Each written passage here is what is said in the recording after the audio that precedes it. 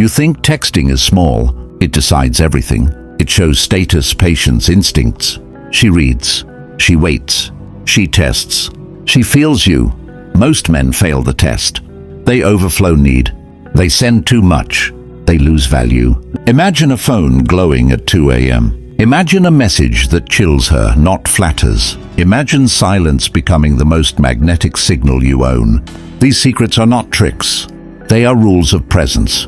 They force desire by absence. They trigger respect without drama. They turn uncertainty into pull.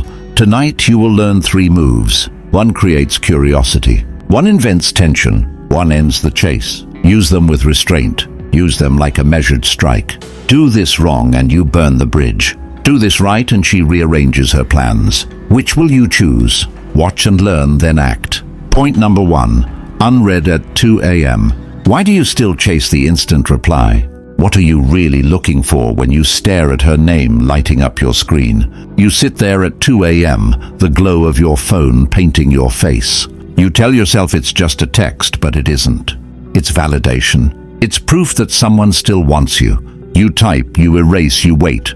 You watch those 3 dots like they control your worth. Waste no more time arguing what a good man should be. Be one. Marcus Aurelius wrote that when power meant silence, not noise. Back then, a Roman general could command an army with a glance. Today, a man loses control because of a read receipt. You see, silence is not emptiness. It's pressure. It's leverage. It's the unseen message that says, I'm not waiting for you. A woman feels that. Not through words, but through energy. When you stop chasing her attention, she starts feeling your absence. That absence becomes curiosity. Curiosity turns to pull. And pull is what you lose every time you text too soon. Every unread message at 2 a.m. is a test of your restraint. Every minute you don't break is a quiet declaration of control. You are not ignoring her. You are training yourself. You are teaching your mind to detach from need. Leave the phone on the table. Walk away. Let the silence speak louder than your words. Train your silence. Would she still crave you if you never reached first? Because the men who master this don't chase emotion. They create tension. And in that tension lies their power. Hold that thought, because next, you'll learn how to break her pattern without a single word. That's where control becomes attraction. Point number 2. End the nice act. When did being nice start feeling like weakness? When did you start thinking kindness meant begging for approval? You buy her dinner. You text first. You wait for her to notice the effort you keep throwing into the void. And every time she pulls away, you double down. You think more niceness will fix it. It never does. Seneca once wrote, "He who seeks friendship with all loses himself." He meant that a man without edges dissolves into what others want him to be. In the ancient world, a man's word was steel. He didn't need smiles to prove worth. His restraint was his respect. His distance was his message. But you've been trained to chase approval, to over-explain, to apologize for wanting. You offer warmth where you should offer direction.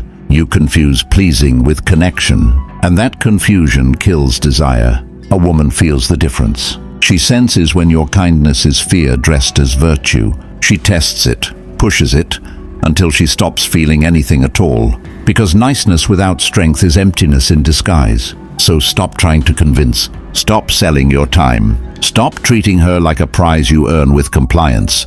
You are not here to be agreeable. You are here to be grounded. To mean what you say and say less of it. Hold your line. Let your tone, not your tone of text, do the work. You will lose people who only valued your softness. Good.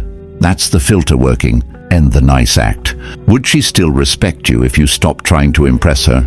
Because respect never follows comfort. It follows clarity.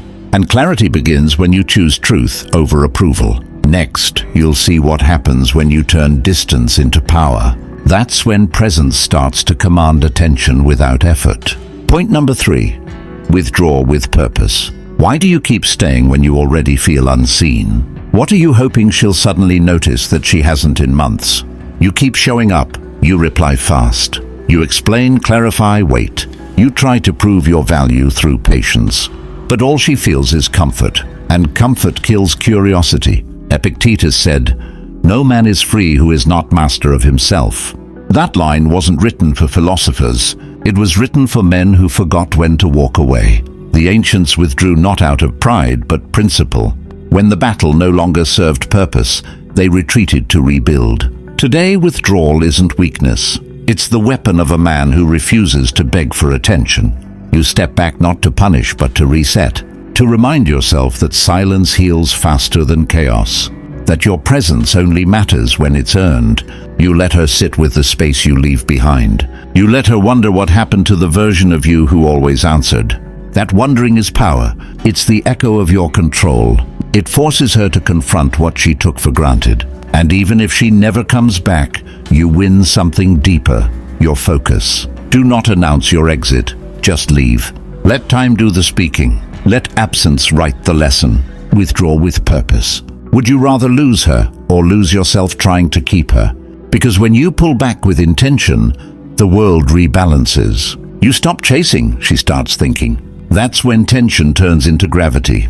And gravity always pulls back what silence made her miss. You've seen how silence, restraint, and purpose shift everything. You've learned that attention isn't earned through words, but through control.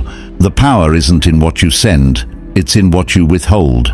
And when you start living from that place, every part of your life feels lighter, calmer, sharper. If this hits something in you, remember, you're not alone here.